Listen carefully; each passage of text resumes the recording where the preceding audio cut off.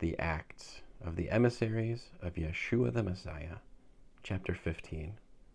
But some men came down from Yehuda to Antioch and began teaching the brothers, "You can't be saved unless you undergo Barit Milah, circumcision, in the manner prescribed by Moshe." This brought them into no small measure of discord and dispute with Shaul and Barnabas. So the congregation assigned Shaul, Barnabas, and some of themselves to go and put this Sheila before the emissaries and the elders up in Jerusalem. After being sent off by the congregation, they made their way through Phoenicia and Shamron, recounting in detail how the Gentiles had turned to God, and this news brought great joy to all the brothers.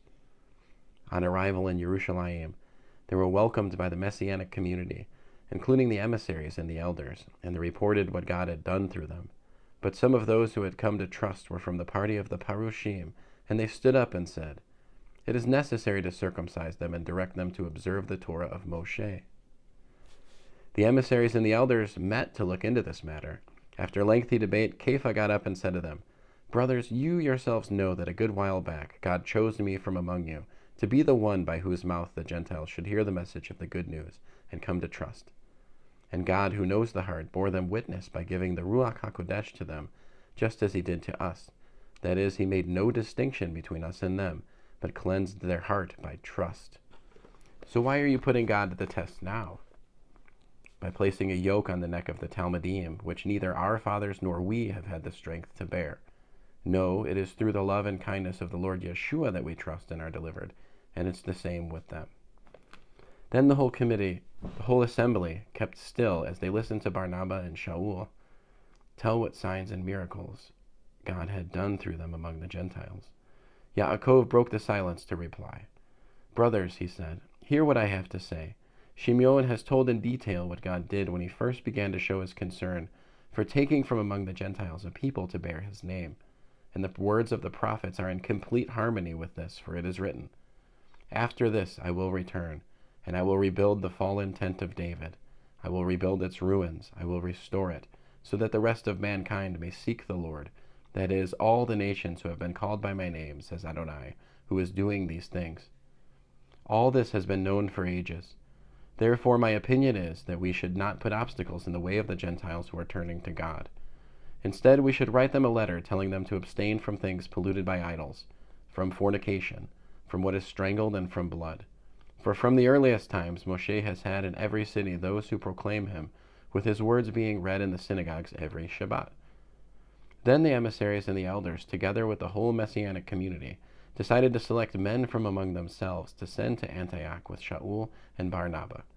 They sent Yehuda, called Barsaba, and Sila, both leading men among the brothers, with the following letter.